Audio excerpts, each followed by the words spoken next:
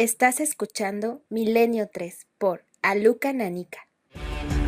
1:32. ¿Cómo estáis, milenarios? Bienvenidos a una noche, una vez más, en busca del asombro, de la búsqueda, de la investigación, de la ciencia, del cerebro, del viaje quizá, quién sabe si a otras vidas. Bienvenidos en una noche donde ya azota el frío.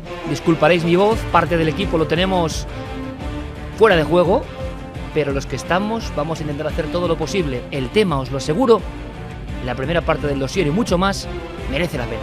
Siempre lo digo y es que lo visualizo. Ahora mismo la nave está llenando las turbinas. Es el proceso, ¿lo imagináis? Rápido, subimos todos, comenzamos. Escuchábamos la película Orígenes, uno de los fragmentos donde unos científicos ultraortodoxos investigaban en torno a una cuestión un poco mágica y sin resolver del todo: la evolución del ojo. El ojo como elemento que todavía suscita controversia entre científicos que aseguran que todo está explicado por parte del proceso evolutivo, y ese ojo que al mismo tiempo es una especie de joya en mitad de la nada, una creación asombrosa que nadie sabe exactamente ni de dónde ni cómo surgió.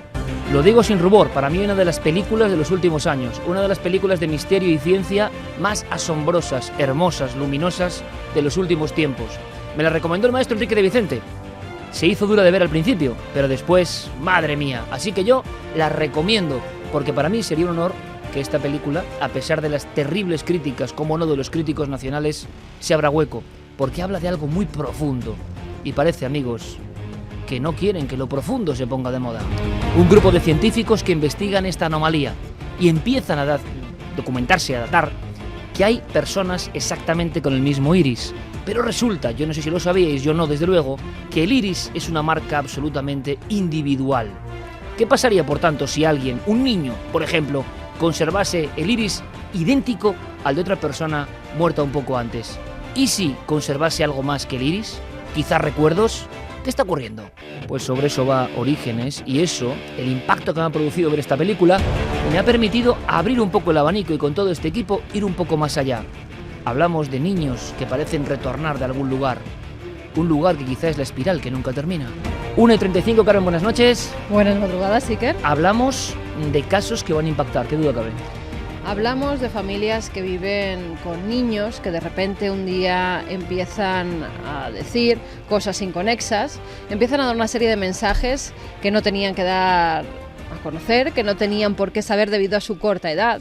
Empiezan a describir lugares en los que nunca han estado, circunstancias que para un niño de 2 o 3 años es imposible conocer. En definitiva, empiezan a recordar una vida pasada. Cuando luego se comprueba con datos fehacientes, es cierto que esas personas que ellos recuerdan existieron, con lo cual estos niños se reencarnaron. Yo creo que ya casi nadie, muy pocos creen la reencarnación de forma clásica, así que esto viene de Oriente y tendrá sus pros y sus contras. Parece demasiado sencillo, ¿verdad? Parece una explicación ante el terror de la muerte, ante el terror de la disolución absoluta. Hay quien cree, evidentemente, que la vida es eso, una especie de sinsentido, una broma macabra, una especie de guiño, de visto y no visto, y por eso la muerte y lo que viene con ella ha angustiado al ser humano desde el principio a través del arte, de la literatura. ¿Y la ciencia? ¿Cómo se ha aproximado a esto? Vamos a sorprendernos. En América hay un impacto por cosas que os vamos a contar, pero ya veréis, vamos a descubrir cómo en España, sí, en España, científicos de universidad están trabajando en estas regresiones, sorprendiéndose como todos nosotros con casos que parecen increíbles.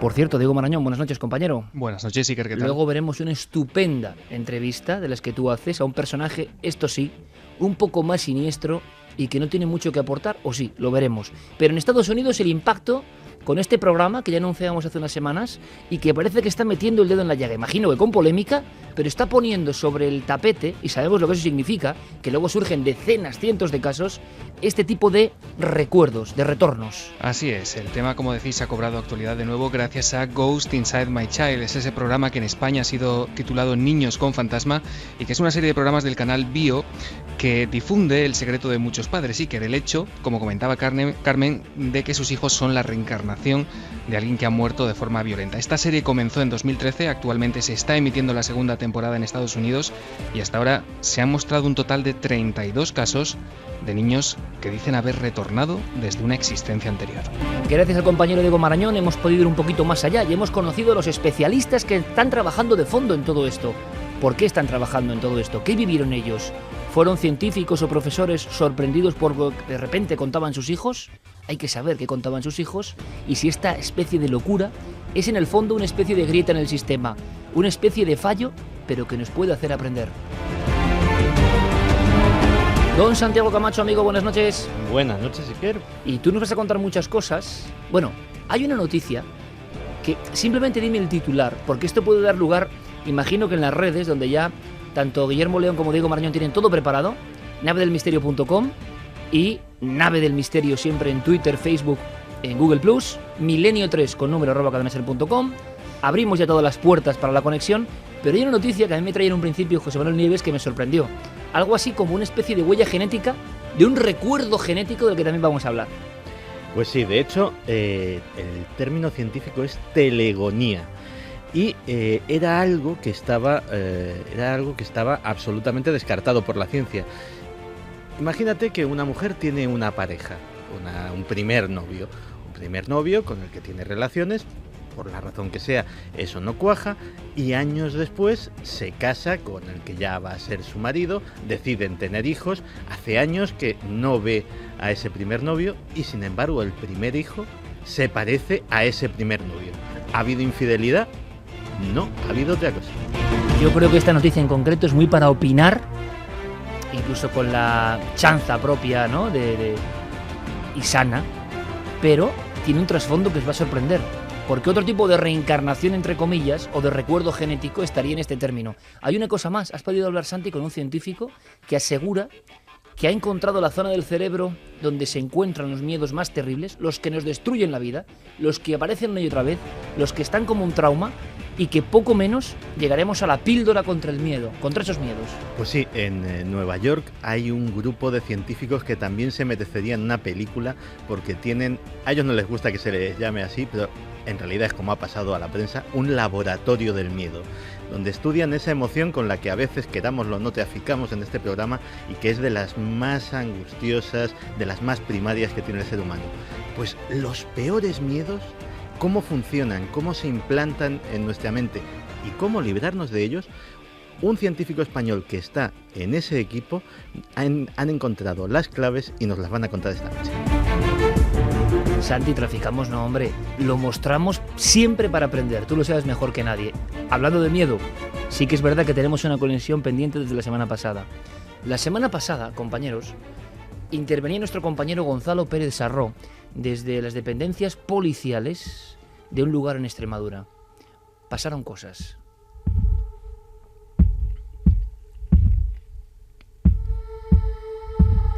Y además nuestro compañero estaba solo, cosa que es un efecto realmente diferenciador.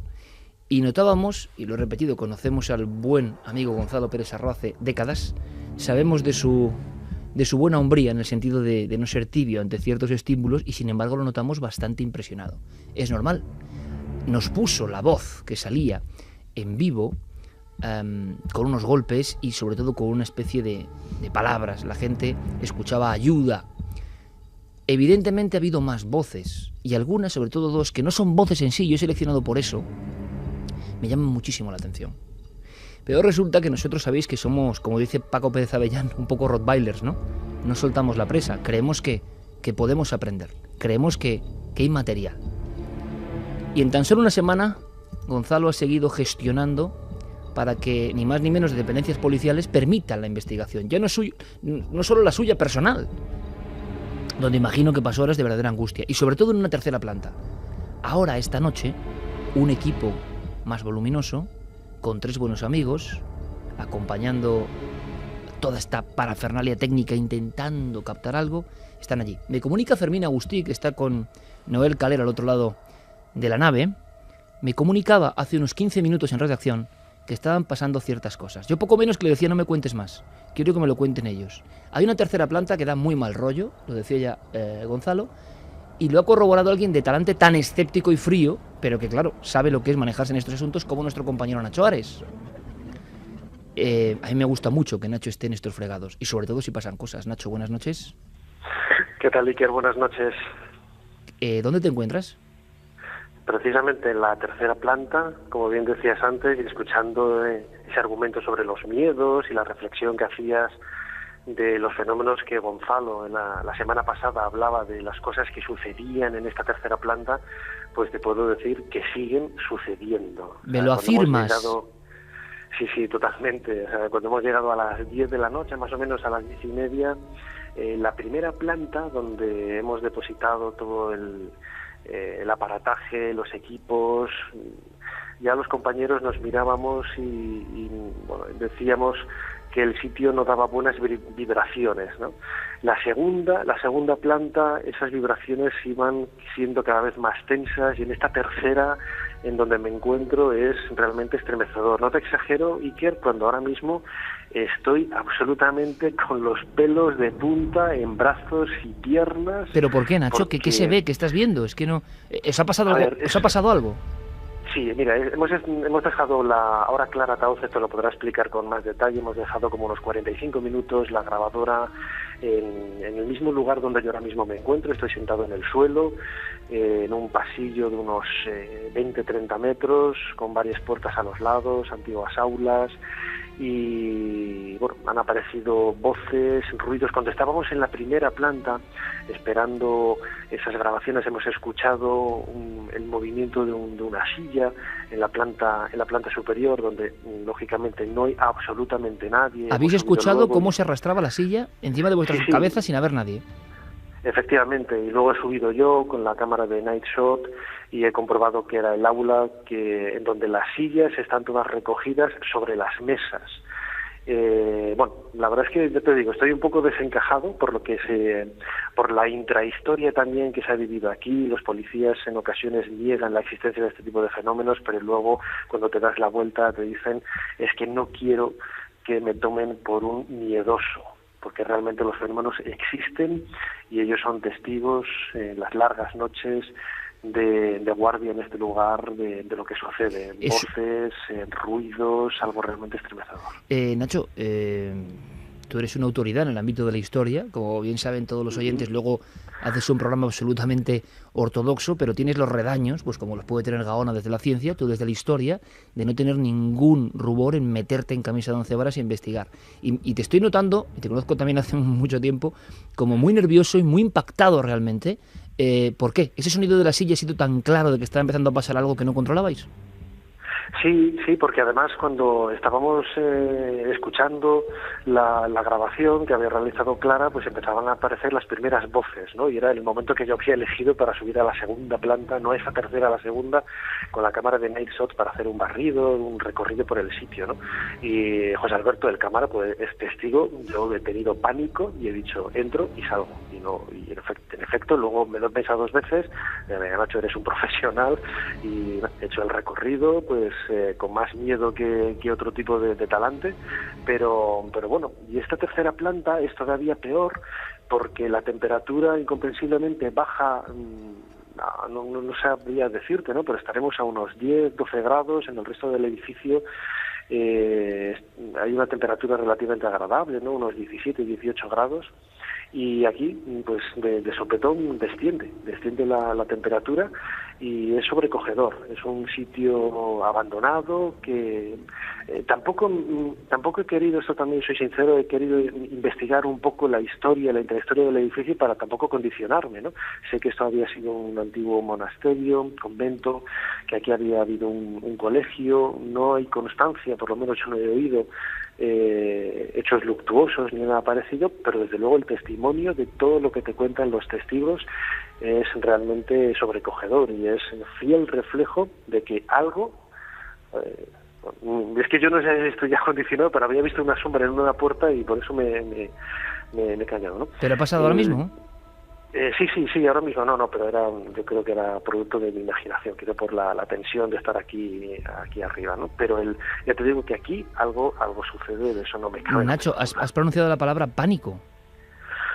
Sí, o sea, yo cuando he subido a la segunda planta hace como una hora con la cámara de Night Shots, pues he tenido una especie de ataque. Mira que yo he estado en sitios, pues en estas 5 temporadas que llevo trabajando para Cuarto Milenio, en lugares realmente sobrecogedores, no estremecedores, pero nunca he estado en un sitio como este y tampoco es que es un sitio absolutamente oscuro, ¿no? Porque claro, aquí están las luces de seguridad y se ve perfectamente. Es una luz amarillenta, bastante oscura, pero se ve perfectamente. No tengo linterna ni nada, pero es la sensación que percibes de esas puertas, ¿no? Y luego un testigo esta tarde que nos hablaba también de una experiencia también sobrecogedora. Yo creo que es el primer testimonio hace unos 10 años que se vivió aquí, de una serie de luces que cruzaban las puertas y los umbrales de este pasillo, que realmente pues se sobrecoge y te demuestra, como digo, Iker, que aquí algo pasa.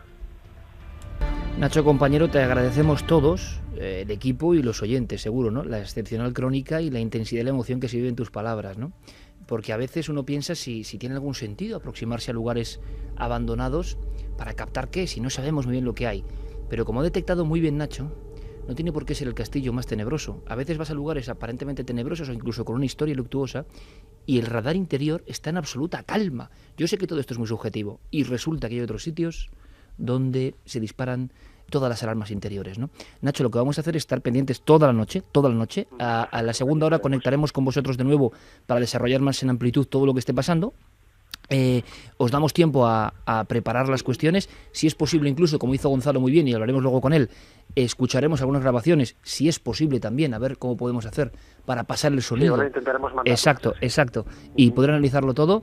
Y sabes que te lo agradezco un montón porque estábamos todos ahora mismo con los pelos de punta como tú, porque te conocemos muy bien. Y entonces sabemos que algo debe estar pasando, que nuestro compañero Gonzalo andaba cogiendo muy bien el anzuelo y que estamos en uno de esos sitios que no solo es departamento policial ahora, sino que ha sido muchas cosas.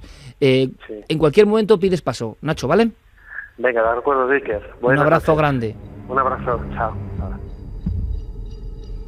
¿Sabéis por dónde iba, no, Carmen Santi? Que es que Nacho es muy especialito, en el buen sentido. Sí, es decir, es un tipo que... de las personas más críticas y escépticas que tenemos en el equipo. Sí, pero de los más honestos que existen para decir esto sí que no lo entiendo. Sí, pero todos son honestos, todos en el equipo cuando ven algo lo ven y cuando no lo ven te dicen que no lo ven y que no han sentido y que no han podido grabar absolutamente nada. En eso nuestro equipo sí que no soportamos una mentira de ninguno y lo saben perfectamente, pero Nacho es especialmente crítico con los temas de misterio, de apariciones, de ruidos, de psicofonías, porque normalmente a todos le intenta dar una explicación. Y cuando ha dicho lo de la sombra, Nacho, si no ve algo, no dice nada, se calla y aparte dice que ahí no ha ocurrido absolutamente nada y parecía que estaba nervioso y para Se no notaba, querer entrar a un sitio...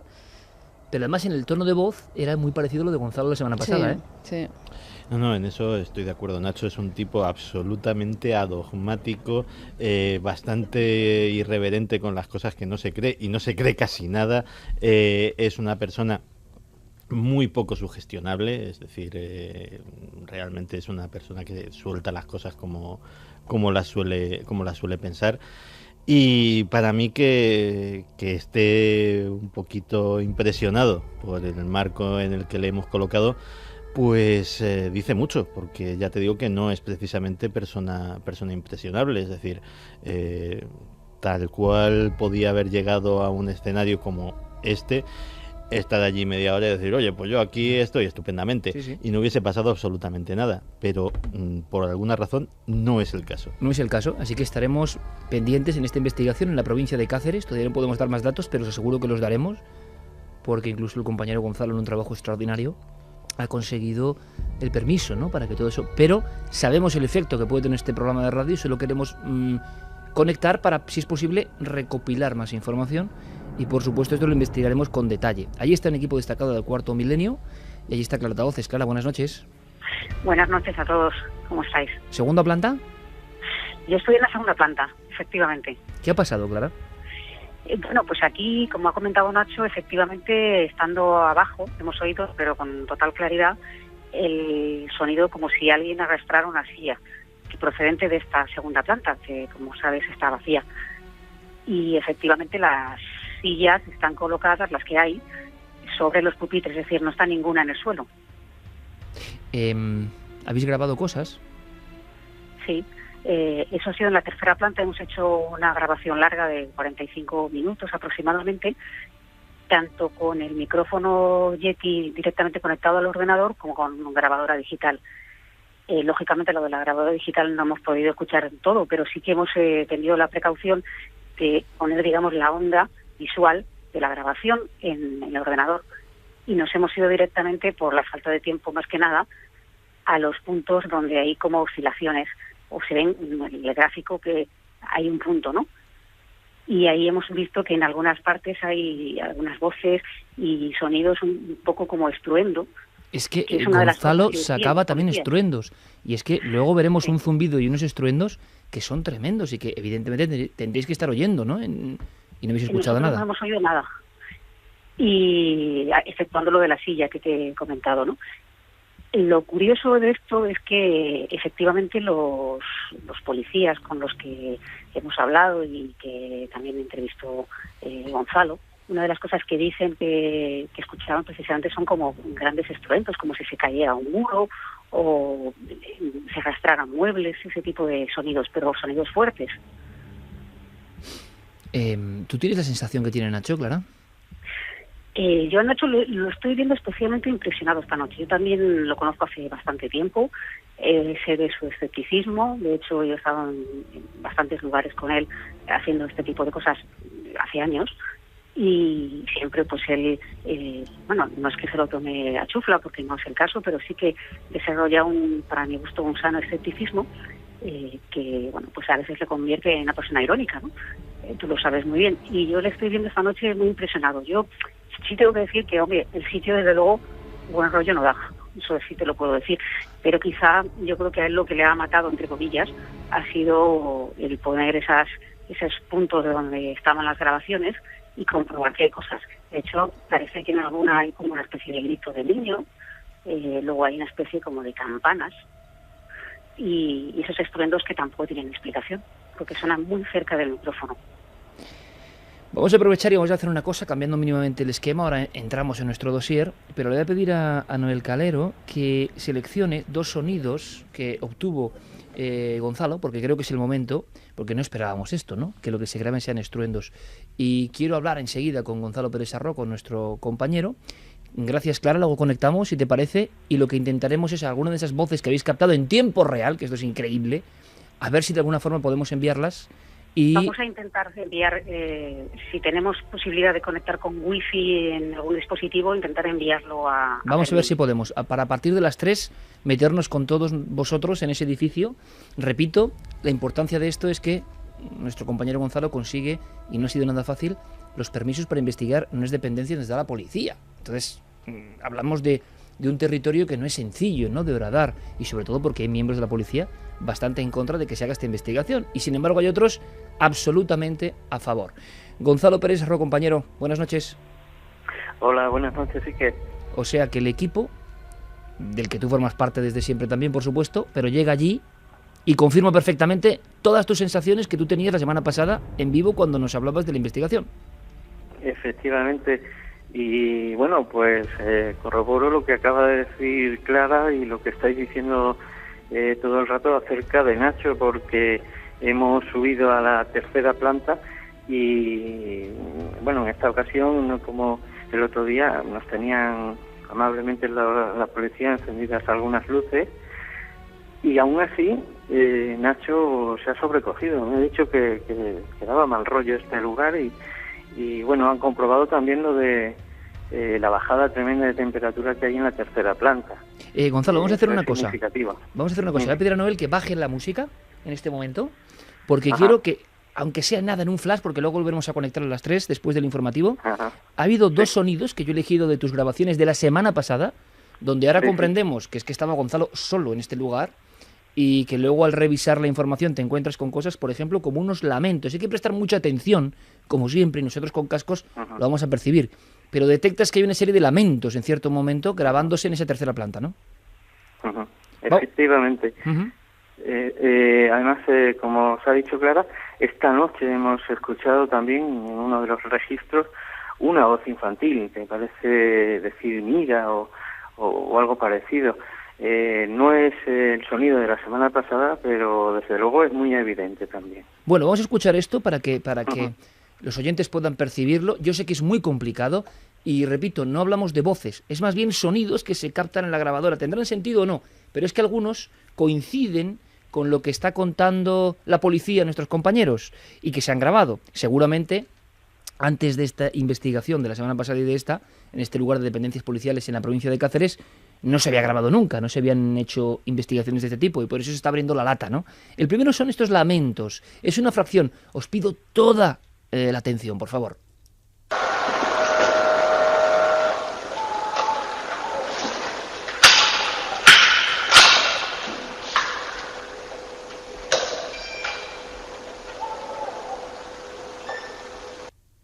Son como unas voces de fondo que dices, puede ser el exterior que se está colando de alguna forma.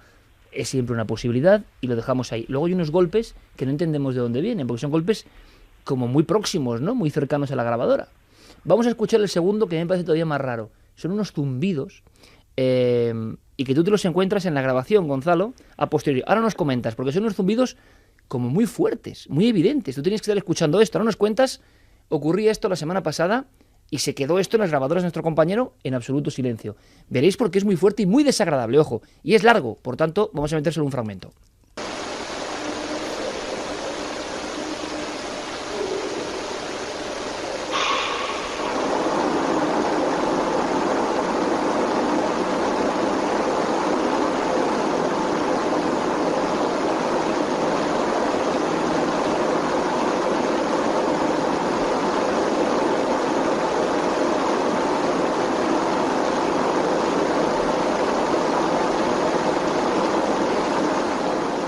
Es como un maquinario que se pone a activarse, ¿no? Como brum, brum, como una máquina, no sé, de algo, ¿no? Una especie de... ¿Tú escuchabas algo, Gonzalo? Sí, y yo estando aquí no escuchaba nada, pero además es significativo que comienza con un latigazo de esos, ¿verdad? Clic, Como una especie de clic, luego un latigazo, ¿verdad? Y finaliza a los 6 minutos nada menos con otro clic. Bueno, pues es incomprensible. Yo estuve aquí y os garantizo que no escuché nunca un ruido parecido al que luego estaba registrado y bueno, no tengo ninguna explicación a ese trozo de grabación. Bueno, luego escuchamos lo que estáis obteniendo en tiempo real. ¿Te parece, compañero? De acuerdo. Gracias por todo tu trabajo, Gonzalo. Nos escuchamos a las 3 en Conexión en Vivo. A vosotros. Gracias. Hasta luego.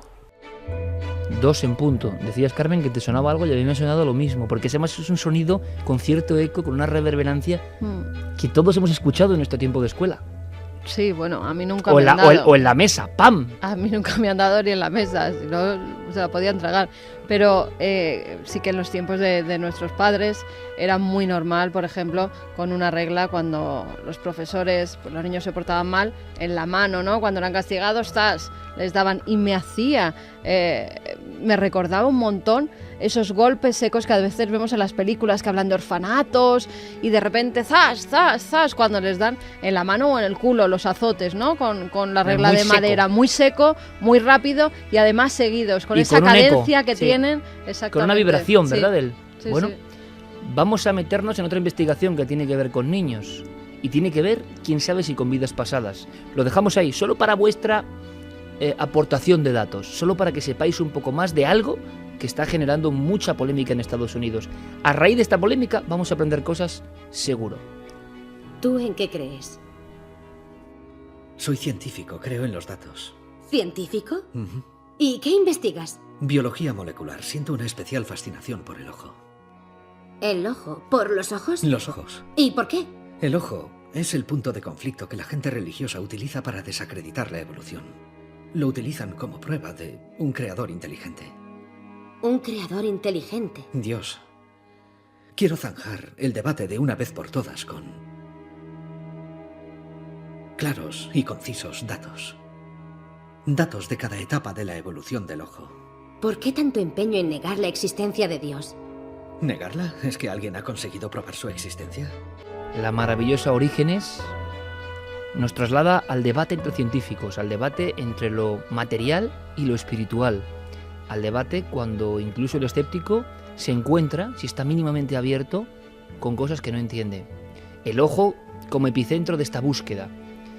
el ojo escaneado que de repente coincide.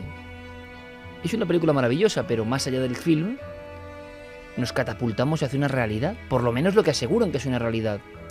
Hemos contado en alguna ocasión casos de niños que recordaban supuestas vidas anteriores. Yo creo que esto hay que tomarlo mucho con comillas, entre pinzas, pero igual son fallos que nos están demostrando que algo pasa, que desde luego no conocemos el mapa de la conciencia. ¿Todo se trata de falsos recuerdos? ¿Todo es la criptoamnesia que decía Jung? ¿Todo es una especie de memoria genética? ¿O al final todo es que no comprendemos muy bien los rudimentos básicos de la realidad? Vamos a empezar con casos que ahora mismo, esto es lo importante, ahora mismo están convulsionando a la sociedad norteamericana. Carmen, caso 1. Pues sí, comenzamos con el caso de un niño, se llama Mace Madison, es de Wisconsin. Es una familia normal, Susan y John son los padres, se casan muy jóvenes, tienen una hija que se llama Jill y a los 18 años, cuando esta niña ya es mayor, pues viene un pequeño que llama Mace James Masino. El niño es un niño muy espabilado, desde pequeño era muy bueno, eso sí, dicen sus padres que lo recuerdan como feliz, alegre y como con muchas ganas de aprender cosas. Un niño que se fijaba absolutamente en todo, pero que de repente un día empieza a tener un miedo. En esa familia a todos les gustaba mucho nadar en la piscina que tienen en su vivienda y este niño desde el primer momento, en cuanto intentan meterle en el agua, le entra como un pánico terrible, un ataque de histeria, cuando los padres, porque se creen que tiene miedo el niño al agua, como puede tener cualquier niño pequeño, deciden introducirle con ellos, bañarse con el niño. Cuando le llevan a la parte más profunda, el niño inmediatamente empieza a temblar, a llorar histéricamente, hasta tal punto que los padres tienen que sacarles porque decían que el niño parecía que quería ahogarles. Del impulso de querer salir de esa piscina, los metía hacia el fondo, con lo cual tenían que irse hacia la parte que no cubría y sacar al niño. Un pánico terrible que así describe su madre. A todo el mundo de mi familia le encanta nadar, a todos nos encanta el agua, así que teníamos una piscina. Jamie nunca se soltaba de las escaleras de la piscina y, aunque a veces lo cogía para meterlo conmigo en el agua, le entraba el pánico. Prácticamente te ahogaba. Te suplicaba que le llevaras a la parte poco profunda de la piscina. Le aterraba la parte más profunda. En un principio, a estos sucesos no le dan ninguna importancia. Un niño que tiene miedo al agua. Los niños generan miedos, no se sabe por qué, a diversas cosas y no le dan pues un mayor sentido. Pero la madre empieza a ver que hay algo raro cuando con 3 o 4 años está aprendiendo a montar en su triciclo, va por la calle y en un momento dado a la madre le dice que sabe que ella ha tenido una bicicleta de pequeña y que montaba por esa calle y que su bicicleta era azul. Y entonces la madre le pregunta, bueno, hijo, ¿y en qué foto has visto esa bicicleta? Porque yo no recuerdo tener ninguna foto en casa donde me veas así. Y la contestación del niño es total. Dice la madre que le respondió ese pequeño muy indignado, dice, no fue una foto, miré hacia abajo y la vi por la ventana. En el cielo también hay ventanas, mamá. Pequeñas cosas que ya empiezan a mosquear a los padres porque no son propias de un niño tan pequeño. Pero cuando de repente empiezan ya a asustarse e incluso deciden llevarle a algún médico, a alguna terapia, es cuando este pequeño empieza a tener unos terrores nocturnos terribles. Todas las noches se levantaba, pero no porque viera monstruos que salen del armario, como suele ocurrir con los niños pequeños, o no porque se despertara con diversas pesadillas, sino que siempre era recurrente el mismo sueño, con agua y con que se ahogaba. Los padres entonces ya empiezan a ver que algo pasa con esos terrores nocturnos. Nos preocupamos cuando empezó a tener esos terrores nocturnos y se lo comentamos a su médico, quien nos dijo que el sonambulismo era más normal de lo que pensábamos. Pero nosotros estábamos preocupados porque nos disgustaba que sucediera constantemente. Terrores nocturnos es la expresión perfecta. Le aterrorizaban, pero eso fue solo el principio. Durante los terrores hablaba y lo hacía sobre agua o sobre hundirse o irse a pique. Empecé a darme cuenta de que eso vendría de algún sitio que no era solo una pesadilla, que era alguna especie de recuerdo de algo que fue extremadamente traumático y él luchaba contra ello, estaba luchando. Terrores nocturnos, una especie de adivinación del pasado sobre sus padres y también un hecho que parece desencadenar todos los recuerdos de este niño. Una noche sus padres se van a cenar y dejan a Jamie con una niñera. Esta niñera, como no se dormía, le pone a ver la televisión junto a ella y esa noche ponían la película Titanic. El niño queda extasiado ante esa película y los padres, cuando llegan, recriminan a la niñera que no haya acostado al niño y que encima le deje ver una película que no es para niños tan pequeños. Después de ese hecho, ven que Jamie compulsivamente al día siguiente empieza a pintar. Empieza a pintar barcos, empieza a pintar agua, empieza a dibujar gente ahogada, algo no muy normal, sobre todo cuando esos dibujos los conforma, por ejemplo, un barco de grandes dimensiones, con más de 100 ventanas, pinta el niño una a una, y no solo eso, parecen los planos de un buque tremendo, muy gigante, muy grande. ¿Podía ser el Titanic? Algunos de sus dibujos del Titanic parecía que los hubiera hecho un adulto. Uno tenía más de 100 ventanas dibujadas. Un dibujo a lápiz que tiene muestra todos los niveles del barco. Como si cortaras el barco por la mitad y se pudieran ver todas las habitaciones. Conocía el barco. Lo conocía de memoria. Eso no se sabe por ver la película. Una cosa es ver Titanic y dibujar un barco con el agua, con algunas personas en la proa. Él siempre, además, fíjate, desde muy pequeño no decía ni derecha ni izquierda, decía proa y popa. Y sus padres no sabían por qué lo decía. Creían que alguien se lo había dicho o en algún dibujo animado lo había escuchado y por eso se refería así a la derecha y a la izquierda. También, después de estos hechos, después de los terrores de los dibujos, él empieza a decir que había muerto mucha gente por su culpa. Un niño de 3 o 4 años no concibe todavía, según los especialistas, la gente que trata con niños no percibe todavía lo que es la muerte. Y el niño empieza a tener un sentimiento de culpa por algo que ha hecho. Era recurrente que dijera y se pusiera a llorar diciendo que todo había sido culpa suya y que esa gente había muerto porque él no lo había hecho bien. Es entonces sí cuando ya dicen que tienen que llevar a este niño a una terapia, porque parece que necesita un psicólogo o un psiquiatra infantil que le trate. Pero cuando visita a estos médicos, dicen que el niño está perfectamente y que no saben por qué tiene esa serie de acontecimientos. Puede ser la imaginación de un pequeño. Los padres no lo creen así.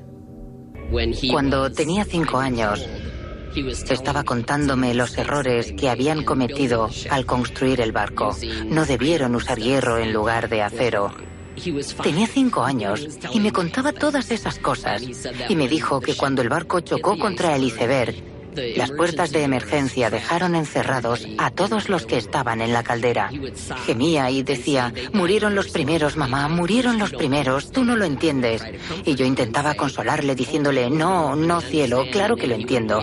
Y se lamentaba y decía: no lo entiendes, no debió suceder. No debieron morir así. Fue un error.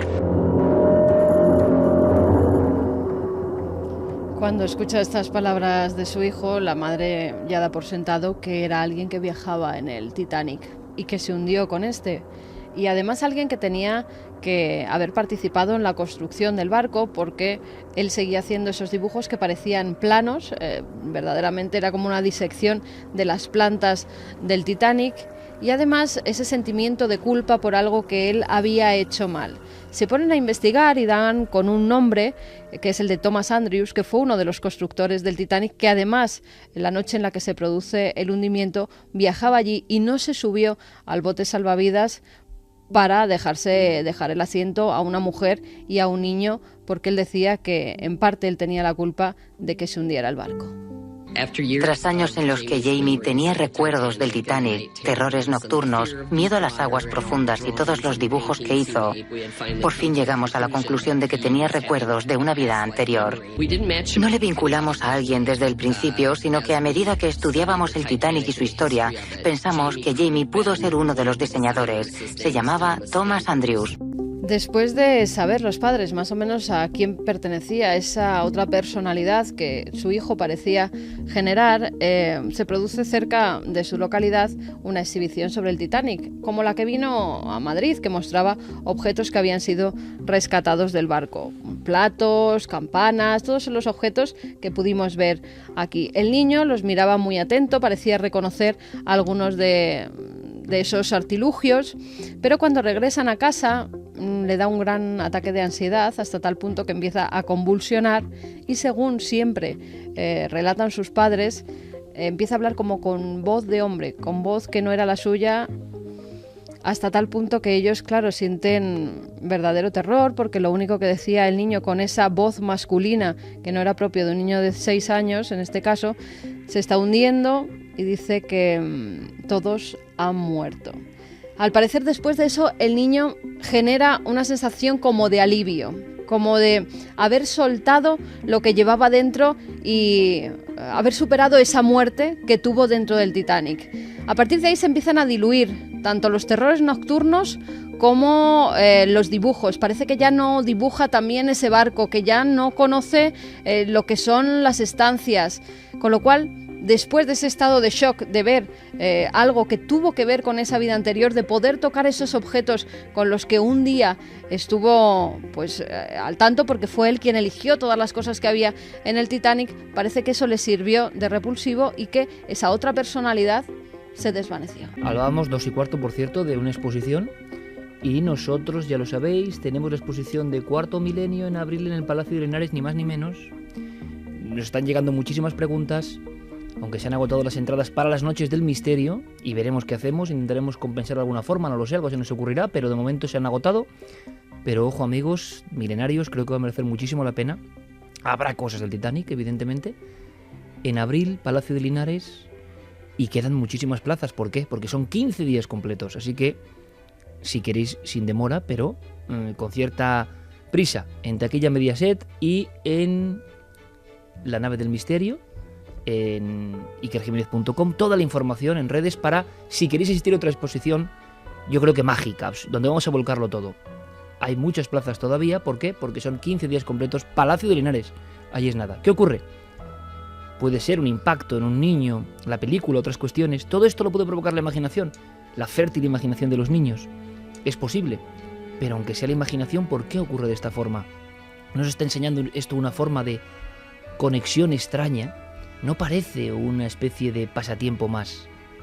Me ha sorprendido mucho conocer las historias de algunos niños, pero también de algunos profesores. Por ejemplo, en España, como Vicente Ortiz, doctor en Psicología, Universidad de Salamanca, que lleva prácticamente 30 años trabajando en estos asuntos.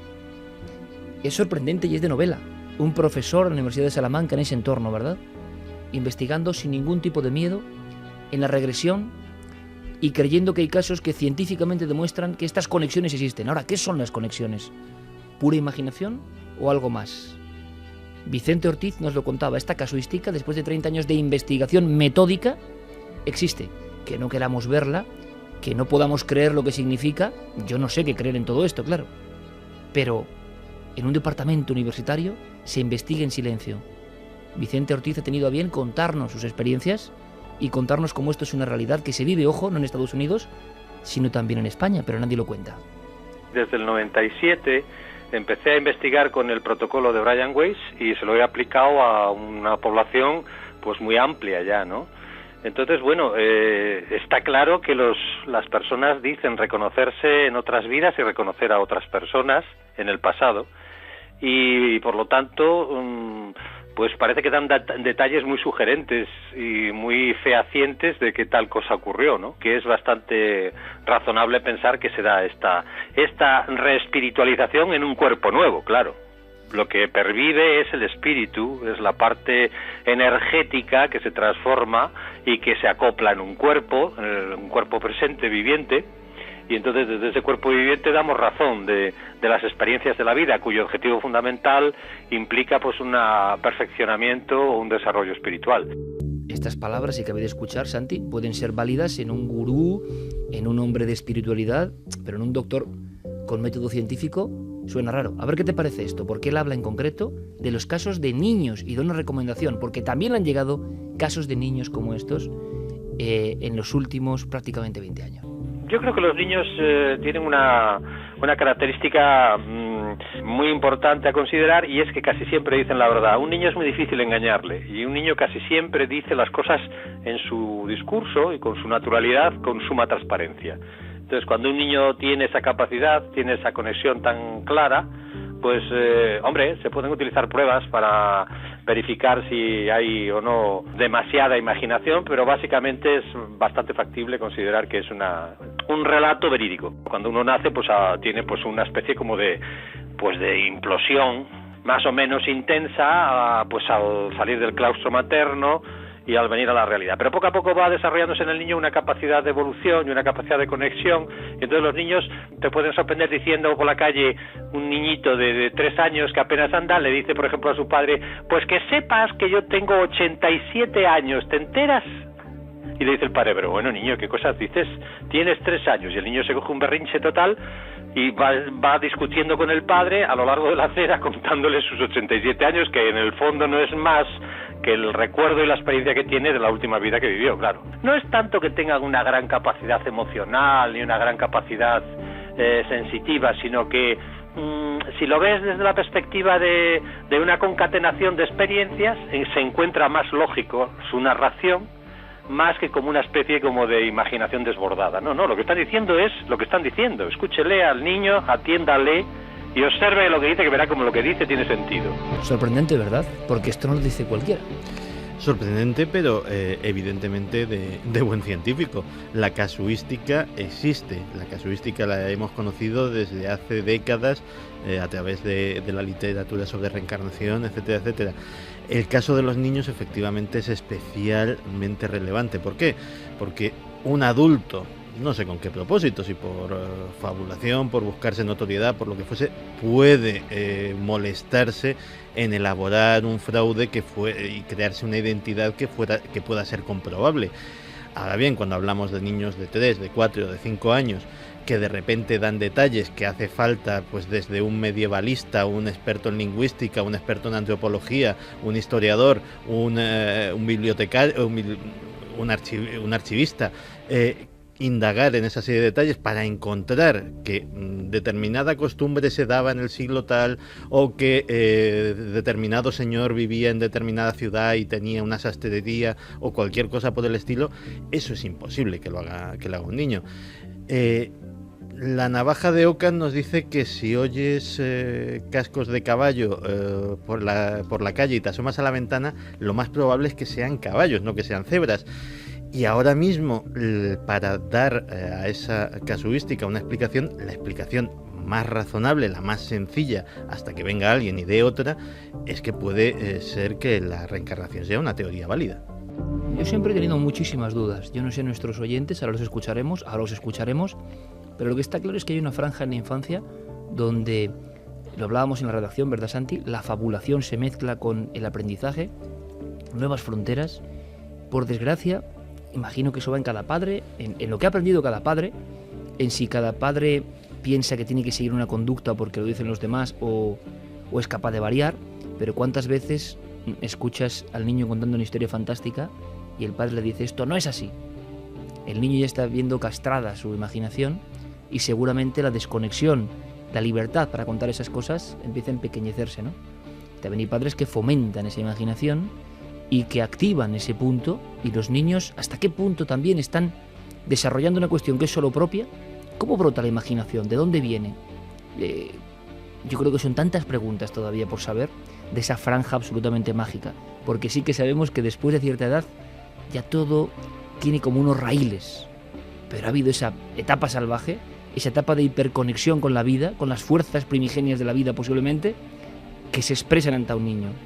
Se expresan a través de la voz de un niño, y a veces esa voz llega a los adultos, y los adultos nos da la impresión que ya hemos desaprendido todo, y que nuestro papel es el de censores.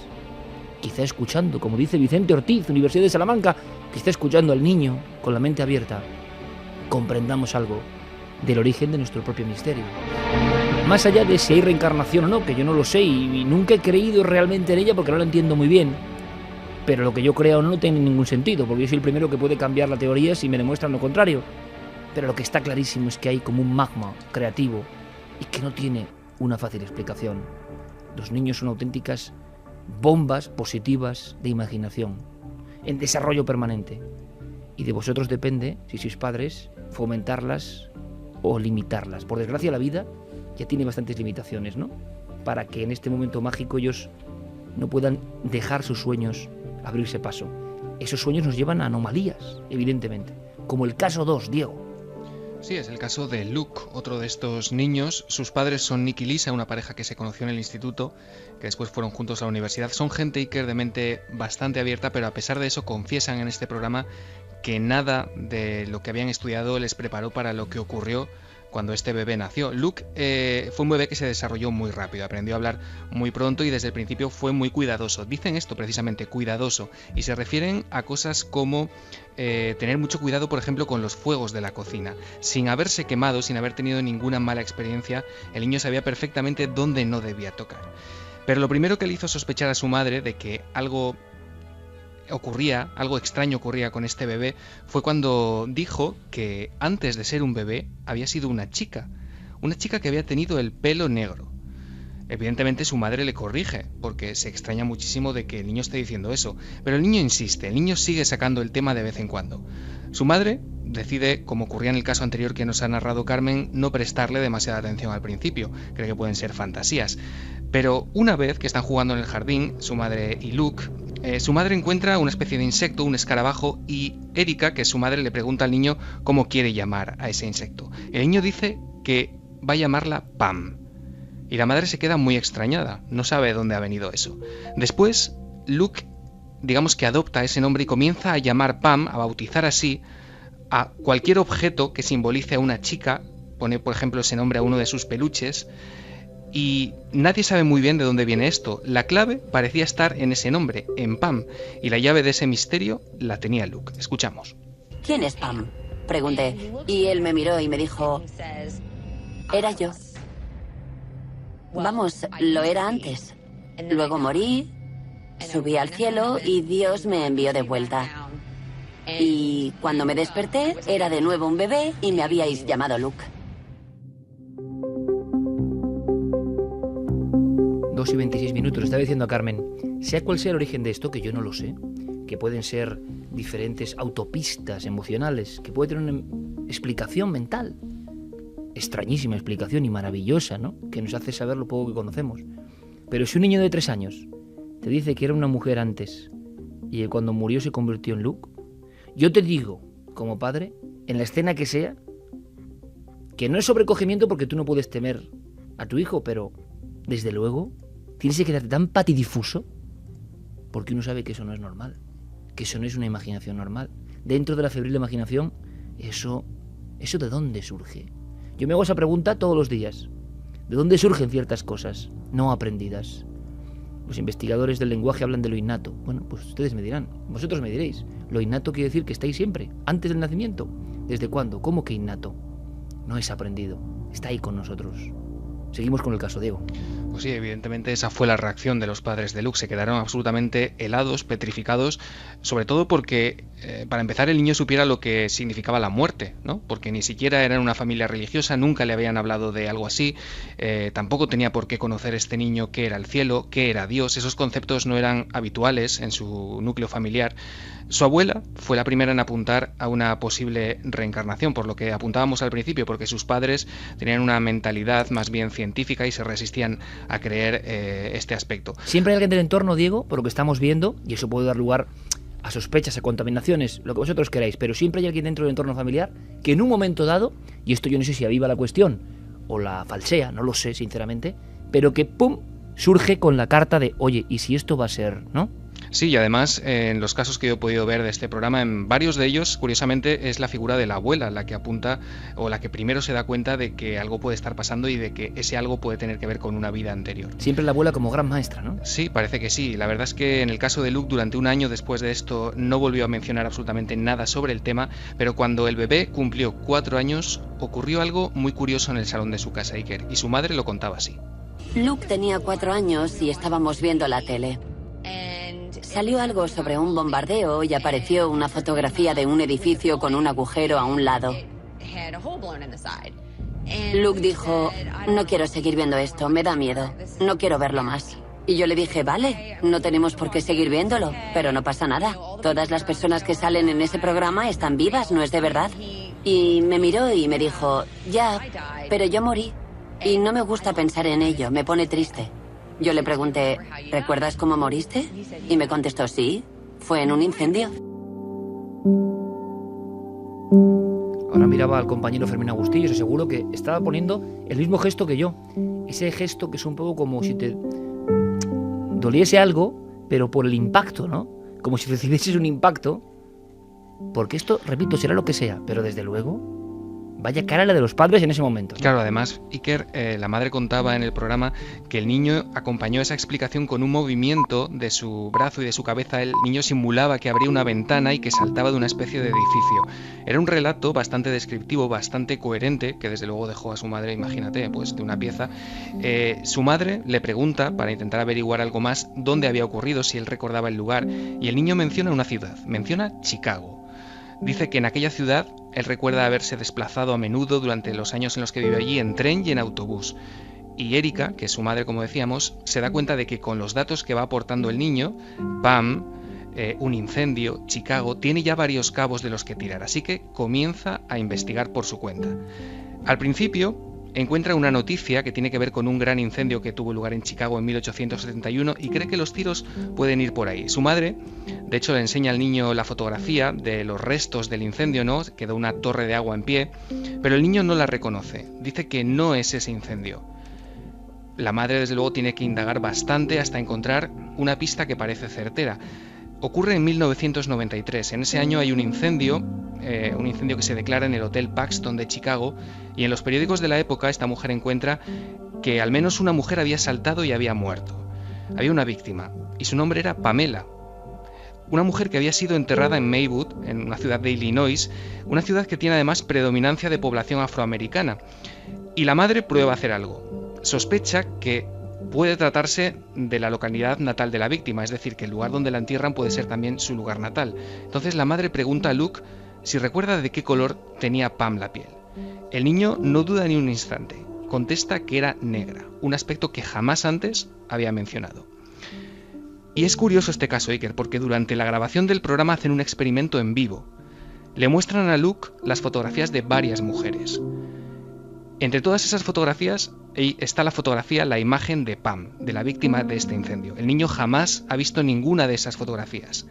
Y fíjate lo que ocurre durante la grabación del programa. Mira a ver si conoces a alguna de esas personas, a ver si te resultan familiares. ¿Qué significa familiar? ¿Que las conoces de algo? ¿Que las has visto antes? Pues sí que hay alguien a quien reconozco. Esta es Pam. Y la reconoce. Efectivamente, era Pam, la única de las fotografías que coincidía con la víctima del incendio.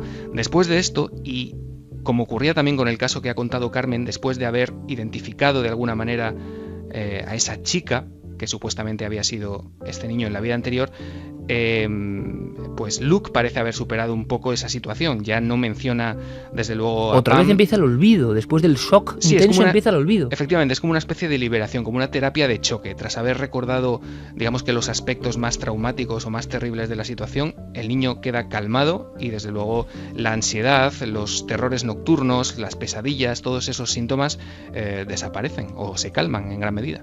Lo estaba contando maravillosamente nuestro compañero Diego Marañón. Estábamos visualizando. La fuerza de la radio es que no tiene imágenes, ¿no? Y estábamos visualizando esa prueba. Yo digo, o es todo un fraude enorme, cada caso es un fraude enorme, como otros muchos casos que hemos comentado y que vienen a lo largo del tiempo. Me extraña, pero o es un cúmulo de casualidades enorme, o si no, aquí hay algo para investigar y algo asombroso. Viendo ese experimento, recreando ese momento que contaba Diego, yo lo digo y no quiero insistir más, pero además que creo que es que tiene que verse esta película, es que yo creo que tiene que verse. Y desde luego ni me llevo nada, porque malpensados hay en todas partes. Cuando hay películas que tocan el alma, tocan el fondo de verdad, te convulsionan, hay que verlas. Tienes que pelear porque más gente sienta eso. Hay un instante en Orígenes, cuando va avanzando la película, que se produce todo esto, ¿no? Perdón, la tos que os decía. Y veréis que hay un momento tremendo de la aparición de una niña que es huérfana en la realidad, que vive en un orfanato de Delhi, que yo he investigado un poco sobre ella, no sabe la edad que tiene, no sabe cuándo la dejaron en ese orfelinato. Si vosotros vais al cine, no os voy a decir más, y veis la cara de esa niña, y los ojos de esa niña, que se llama Salomina, unos 7, 6 años, no se sabe, 8, me gustaría que si la habéis visto, ahora ya esta noche, me dijerais qué sentisteis. Porque yo sé que es totalmente subjetivo, pero es tan estremecedor, tan convulsionador, tan increíble, tan fuera de lo casual. Y es una película. Ahora, el director, como buen hombre de investigación y de sensibilidad, no ha elegido porque sí, ¿no? Y cuando vio a esa niña, supo que tenía que ser esa niña. La expresión de esa niña y la tremenda emoción del momento, con mucha sorpresa. Creo que hay que ver esa película porque en el fondo nos lleva a todo esto que estamos investigando. Es que muchas veces los seres humanos, incluidos los que nos dedicamos al misterio, tenemos un pequeño sesgo. Tenemos la muerte como destino, como estación final inevitable de nuestras vidas. Y a veces nos centramos mucho en ¿a dónde vamos? ¿A dónde vamos a ir? ¿Qué va a pasar? ¿Qué las ECMs, las experiencias, el túnel, los fantasmas, el espiritismo? Pero la otra gran pregunta es ¿de dónde venimos? Yo no soy padre, pero cuando veo un bebé, casi siempre le hago mentalmente la misma pregunta. Digo, ¿quién eres? ¿De dónde vienes? O sea, ¿dónde has estado antes de estar aquí? Y posiblemente esa pregunta sea tan trascendente, tan misteriosa y posiblemente tan importante como la otra. Y a lo mejor tienen la misma respuesta. Decía Santi algún sabio, y fijaos qué frase es muy rotunda, pero a mí me parece tremenda. Hay un enorme misterio, ¿no?, tras la muerte, pero hay uno superior, que es la vida. Venga a preguntarnos qué pasa después del velo. ¿Hay vida después de la vida? No. ¿Y qué es la vida?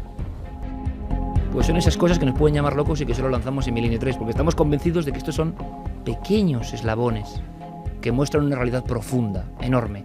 Haced la maniobra y el experimento con Orígenes, por favor, quienes queráis, quienes podáis. Convulsionador. Y hay tan poquitas cosas convulsionadoras, ¿verdad?, en este páramo que nos han dibujado. Hay tan pocas cosas que merecen la pena. ¿Qué opináis?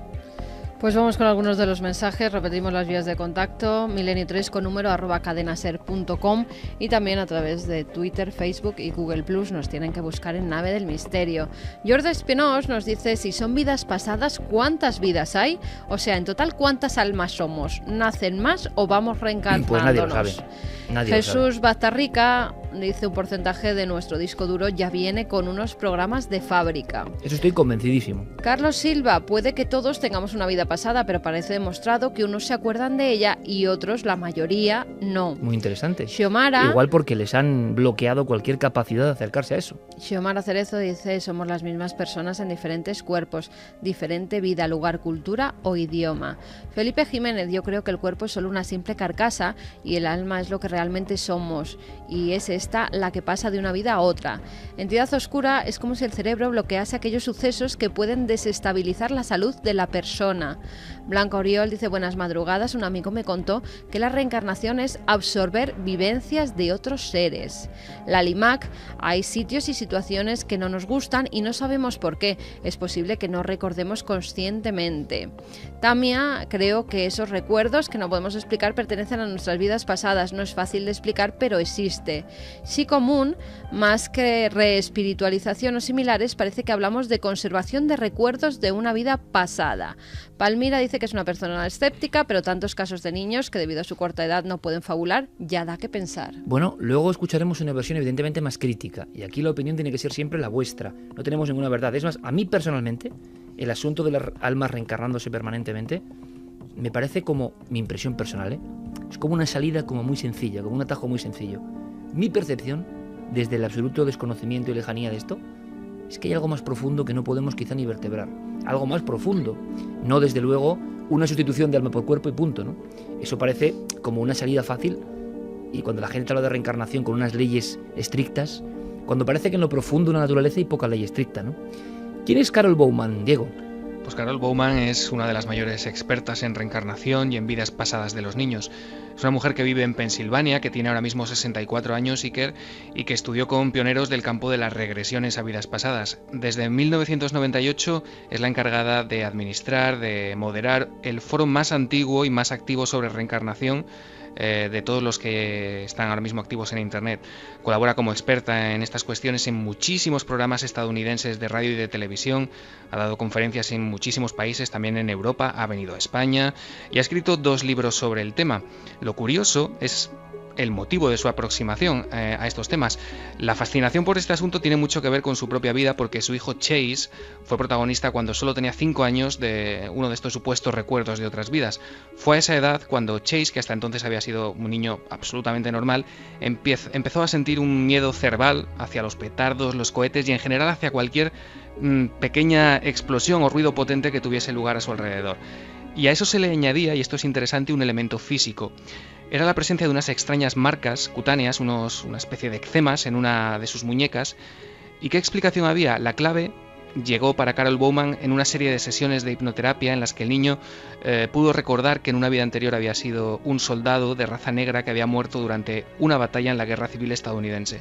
Una explosión de pólvora que Chase narró durante esas sesiones con todo detalle le habría destrozado las muñecas, y el niño recordaba incluso haber sido atendido en un hospital, recordaba cómo le habían curado esas heridas que sin embargo le provocarían la muerte a las pocas horas. El impacto de su madre, de Carol Bowman, ante este relato fue tan enorme que desde entonces no ha parado de investigar, de recopilar experiencias similares de otros niños, y nosotros en Milenio 3 hemos hablado con ella. Y nos contaba, por ejemplo, qué hacer, cómo aproximarse si de repente te viene el susto, la sorpresa de que tu hijo te cuenta algo así, algo tan extraordinario.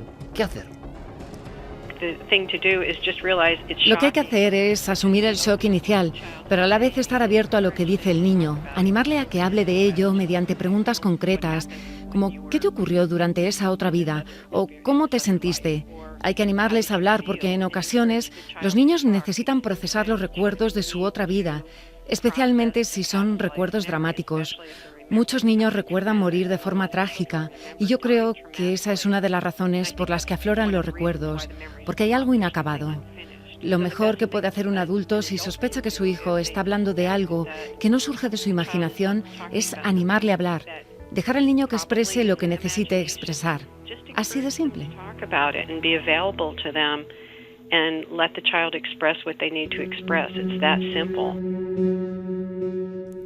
Parece una actitud muy sabia, ¿no? La de dejar que desarrolle esa historia, no castrarla desde el principio. Y repito, cuántos ejemplos, ¿no?, de castración se contemplan diariamente, con actitudes, ¿no? Limitar la onda de visión, sobre todo cuando es más mágica, ya lo sabemos, ¿no? O tiene más poder. Y cuando está quizá hiperconectada aún a ese disco duro del que hablábamos, esa especie de ordenador central, ¿no?, que nos ha programado en algún sitio. Bowman hablaba de esas marcas que mencionaba Diego. Unas marcas que parece que se repiten al mismo tiempo que se repite como una estructura, ¿no? Suele ser un elemento luctuoso, un miedo, el que desencadena estas experiencias. A menudo estos niños conservan una marca o un defecto de nacimiento relacionado con alguna herida o enfermedad fatal en su otra vida. Se han dado muchos casos de niños que recuerdan tantos detalles que ha sido posible identificar quiénes fueron anteriormente.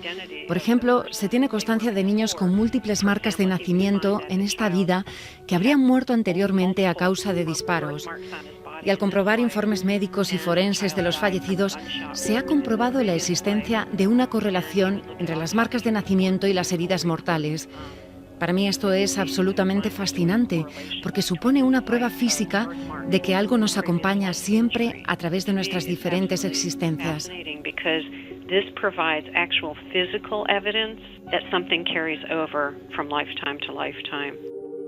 Pero claro, hay un excesivo apego a estas teorías, eso está condicionando el testimonio.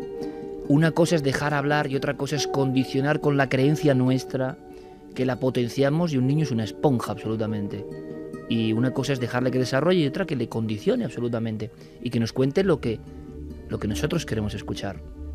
Porque por otro lado, si la reencarnación es así, es tan matemáticamente concreta, ¿qué pasa? ¿Cuántas almas ha habido?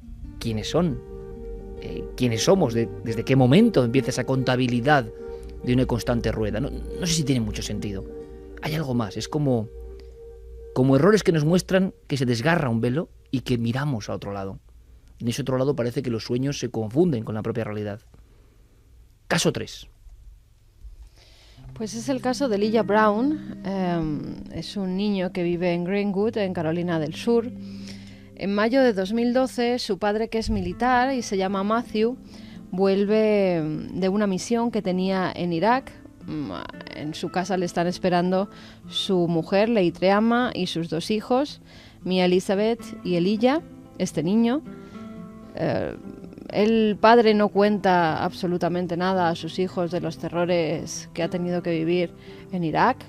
No hablan, son los niños pequeños y no hablan pues de esa guerra ni de lo que ha tenido que observar, que ver y que vivir.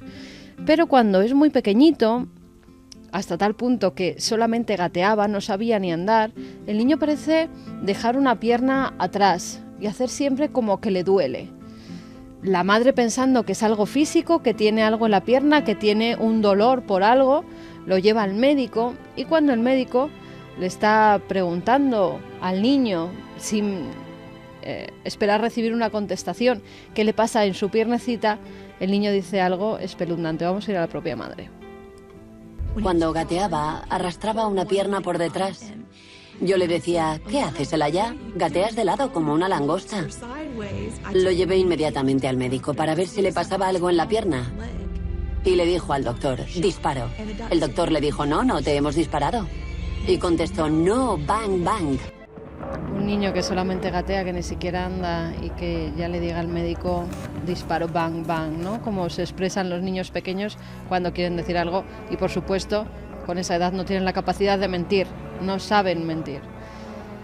La madre, como suele ocurrir, tampoco le da mucha importancia en ese momento, pero de nuevo empiezan a surgir nuevas cosas. Cuando el niño ya aprende a hablar, inmediatamente cuando se caía, cuando se arañaba, cuando se hacía daño, él decía, me he caído del avión y no ha dado tiempo a que se abriera el paracaídas. Una palabra además tan difícil como paracaídas, ¿no? Para un niño pequeño que no sabe qué significa. En sus dibujos, esos garabatos que empiezan a hacer los niños, siempre las explicaciones que le da a la madre son gente escondida en la oscuridad, niños tirados por el suelo, sangre y muerte. Sus dibujos empezaron a parecer locuras. Gente escondida en la oscuridad, se veían niños tirados por el suelo o personas estallando y cadáveres por todas partes. Era aterrador. Decía que le disparaban. Hablaba del dolor y de que estaba cubierto de sangre. Lo que me impresionó fue que dijese que le pitaban los oídos y hablase de explosiones. Esas cosas no las puede saber un niño de 2 o 3 años. Llegados a este punto, desde luego pensar, como puede pensar parte de la sociedad, que es que el niño ha visto una película de guerra y se lo ha imaginado, casi es un alivio. Casi es un alivio y dices, bueno, déjalo ahí, ¿no? Porque si indagas un poco más, te encuentras con la enorme sorpresa de este caso. Sí, yo creo que es difícil, ¿no? Que los padres a una edad tan temprana, 2-3 años, dejemos ver ese tipo de escenas, y más cuando su padre era militar y sabe los horrores que se viven en una guerra. Los niños ven dibujos a esas edades, pero siempre pueden captar algo de la televisión. Eso, y ahora con la tecnología, está más a la orden del día que nunca. Aún así, el niño parecía generar unos miedos que no eran pues los lógicos para su edad.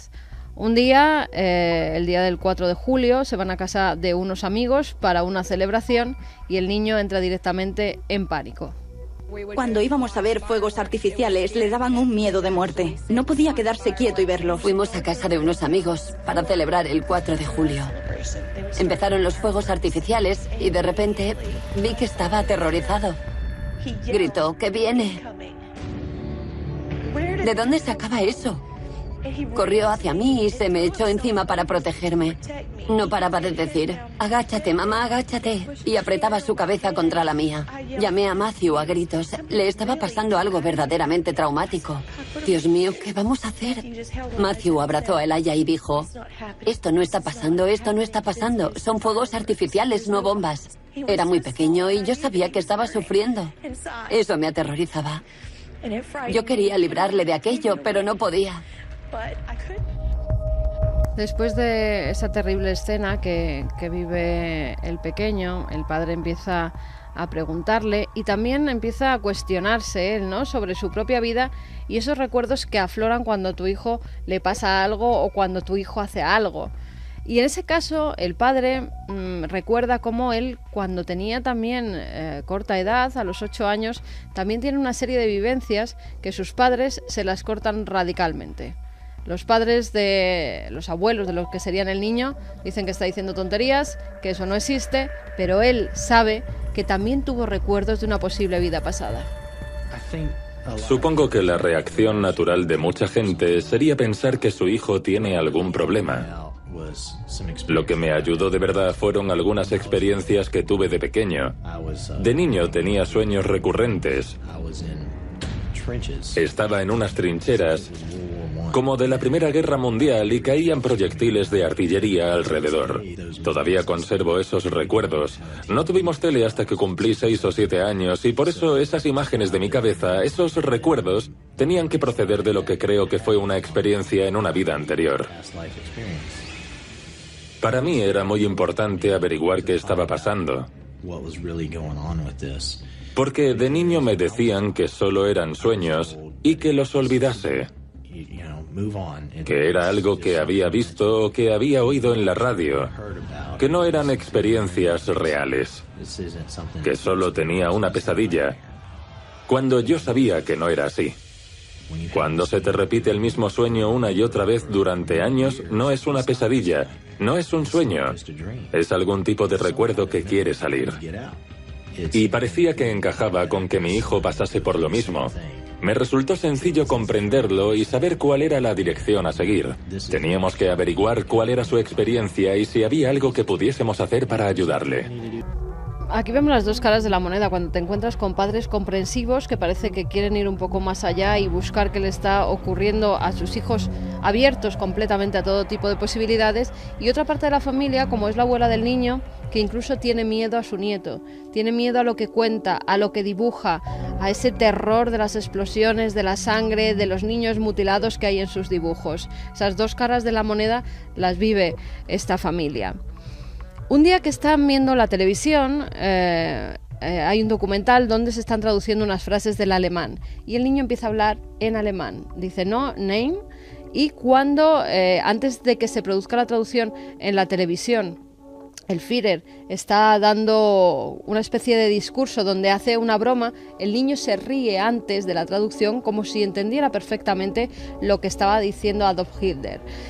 En ese momento los padres se dan cuenta que no es normal porque ese niño ni nadie de su alrededor habla alemán y lo que hacen es empezar a buscar aviones porque el niño siempre es recurrente lo que dice, que se ha caído de un avión, que el paracaídas no se ha abierto. Cuando están en internet buscando aviones de la Segunda Guerra Mundial, el niño señala uno y dice que ese es su avión. No contentos con eso, lo llevan a una tienda de anticuarios y ese anticuario tenía algunas piezas que habían pertenecido a soldados alemanes. Entre ellas había un puñal con una esvástica. Pues esa esvástica y ese puñal lo reconoce también perfectamente, dice que esa bandera él la había llevado. El caso, Iker, es que ya creen que es alguien que ha estado de soldado en la Segunda Guerra Mundial. Están de nuevo viendo la televisión y sale el nombre de Peter. Y entonces el niño dice, así me llamaba yo. Elijah empezó a hablar de ayudar a poner a los niños a salvo. Hacía dibujos y recuerdo que había una figura pequeña acompañada de niños. Siempre llevaba una pistola y una cruz y los guiaba. Le pregunté a dónde los llevaba. Los sacamos y los llevamos a distintos países. Decía que estaba bajo tierra, ocultándose en cuevas. Casas en árboles. Pensé, ¿pero qué dice? Niños. Era hora de darle sentido. Y nos pusimos a investigar de dónde sacaba todo eso. Busqué rusos bajo tierra, niños rusos, cualquier palabra clave que hubiese dicho, y de repente aparecieron los partisanos rusos. Lo leí y me di cuenta de que había encontrado la pieza que faltaba. Los partisanos rusos eran un grupo de la resistencia que luchó contra las tropas alemanas en la Segunda Guerra Mundial, y para ayudarlos pues lanzaron una serie de soldados rusos desde el aire en paracaídas que luego se quedaron viviendo en Alemania. Y había un hombre, Peter Petrovsky. Llegaron hasta allí, un teniente que ascendió a coronel tras una batalla en Bielorrusia, tomó parte en un ataque aéreo y cuando lo derribaron se unió al movimiento partisano ruso, con lo cual todo encajaba. Mi madre encontró un libro en una universidad. Hemos mirado como 200 páginas para encontrarme. Hemos encontrado a alguien que pasó por algo igual a lo que yo siento. Todo es de él. Bueno, mío. Encontré a un hombre que empezó como teniente y fue ascendiendo a coronel después de una batalla en la frontera de Bielorrusia. Coincidía con una batalla que había descrito el Aya. Tomó parte en el ataque aéreo. Lo habían derribado y cuando se estrellaron se unió al movimiento partisano ruso. Se llamaba Petrovsky. Parecía coincidir todo y cuando ya tienen solucionado el tema, su padre es de nuevo llamado a filas porque tienen que ir a Irak. El niño pide que le dejen solo con su padre y le da consejos como si fuera un soldado veterano. Con los consejos que le da el hijo, el padre en un ataque que tiene su grupo logra sobrevivir. Si no hubiera sido por los consejos de su hijo, el padre estaría muerto. Todo esto es muy emocional, pero hay versiones diferentes. Dos científicos del equipo, Manuel Martín Loeches, entidad en el mundo del cerebro, doctor Gaona, más abierto, ¿no? ¿Qué nos cuentan? Bueno, la criptomnesia creo que es un concepto que propuso Carl Jung, que viene a querer decir, bueno, son como recuerdos o imágenes mentales que uno tiene que no reconoce como auténticos o que no reconoce como propios, más bien, ¿no? Es decir, le vienen a la cabeza imágenes, situaciones, pueden ser producto de la imaginación o pueden ser producto de la propia memoria, solo que uno no encuentra el contexto, la situación concreta en la que aquello ocurrió, ¿no? Entonces se han propuesto algunas veces como que fenómenos de criptomnesia podrían ser experiencias de reencarnación, ¿no? De alguna manera. Es posible, ¿no? ¿Se puede aplicar a todas las edades? Sí, efectivamente. Además, como puede ser producto de la propia imaginación y en edades pequeñas la imaginación es realmente mucho más amplia y mucho más libre que en edades adultas, es bastante posible, sí. Es muy curioso respecto a la memoria genética porque sí que ha habido algunos tipos de estudios al respecto, ¿no? En diversos ámbitos, desde los trasplantados, por ejemplo, en el que en el fondo la persona que es trasplantada también es supuestamente capaz de recordar cosas del donante, pero también a través de los niños, e incluso hay una serie de teorías, algunas de ellas curiosamente se acaban de publicar en octubre pasado, de Telegonio, en el cual, por ejemplo, hijos que nacen de segundas parejas, curiosamente, se parecen al primer padre, y no es que haya habido infidelidad. No, se ha postulado, es un hecho además muy curioso, que ya fue descrito por el escritor Émile Zola en el siglo XIX, y bueno, se ha especulado con que quizás ciertos fragmentos del ARN o de otro tipo del esperma masculino influyan sobre los óvulos almacenados en la mujer y de alguna manera se transmitan a esos segundos hijos que, curiosamente, se parecen a las primeras parejas. Entonces, cuando estamos empezando a ver estas fantásticas cuestiones por parte de la ciencia, llega un momento en que tampoco podemos descartar cualquier otra cuestión. Creo que debemos de permanecer con la mente abierta y los ojos expectantes. Lo dice un científico. Santi, colofón para esto. Esto está dando mucho que hablar y quizá haya que retomarlo, ¿no? Pues sí, pero efectivamente el mito, que se creía que era un mito de la telegonía, existe en la literatura, hasta Aristóteles hablaba de ello. Efectivamente venía a decir que una pareja anterior podía influir en el aspecto, en la herencia genética de los hijos de un matrimonio posterior. Pero es que un reciente estudio de la Universidad del Norte de Gales ha certificado la existencia del fenómeno. Eso sí, los sujetos experimentales son moscas de la fruta, a las que hacían aparearse con unos determinados machos antes de que las hembras fueran fértiles. Cuando adquirían la madurez sexual. La vida de las moscas es muy corta. Unas horas o unos días después la hacían aparearse con otro macho y descubrían que el producto de los huevos, las larvas que tenía esa hembra, tenía características genéticas del primero. Eso ya lo describe hasta Darwin en sus obras, contando la historia de un noble inglés que intentó hacer que se reprodujera una cebra con una yegua y no lo consiguió. Pero luego, meses después, a esa yegua la cruzó con un caballo y el caballo salió con rayas. Historias científicas. Al regreso, después de nuestros compañeros con toda la información al minuto, regresaremos a esa dependencia policial en Cáceres, en la provincia de Cáceres, donde un equipo se ha desplazado y donde veíamos a Nacho Ares, toda una eminencia en el estudio de la historia, realmente impresionado, realmente sobrecogido. ¿Qué está pasando? Lo descubrimos en unos minutos.